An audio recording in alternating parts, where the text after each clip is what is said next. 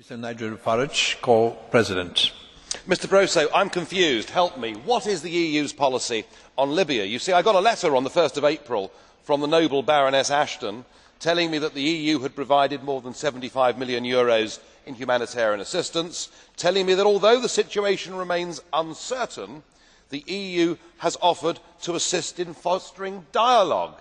Yet she wrote this many days after the bombing had begun.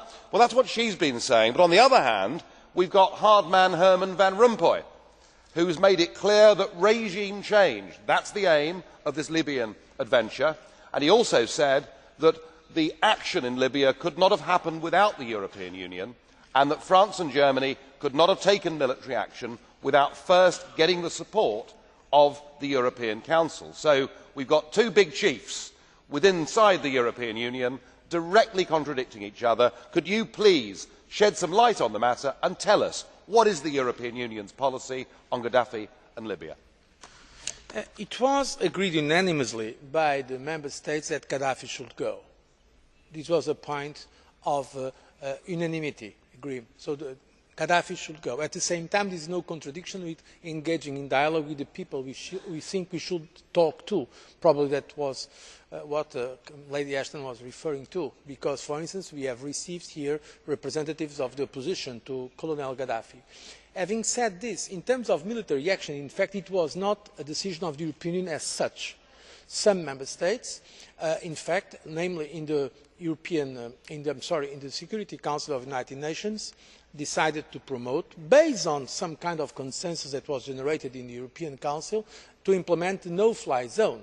But it was not a decision of the European Union as such because, to be honest, there were some differences in the approach to the situation, and we have to recognise this. That is the reality. There were some differences in the way to handle the Libyan issue. But I also agree with what President Van Rompuy said, that without this position taken by the European Council, it would be probably impossible to have the decisions of the Security Council that I believe were historic in the sense that they are in fact implementing the responsibility to protect.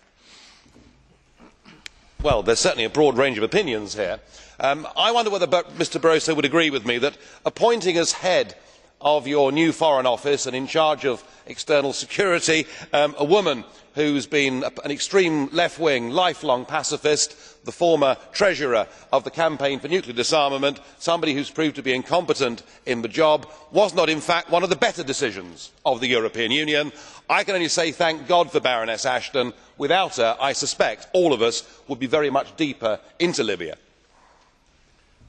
The decision of the Member States, with my support, to nominate Cathy Ashton as High Representative and Vice President of the Commission, I think was a good decision. She is a very committed European. She certainly does not share your views, but I do not think that is really a problem.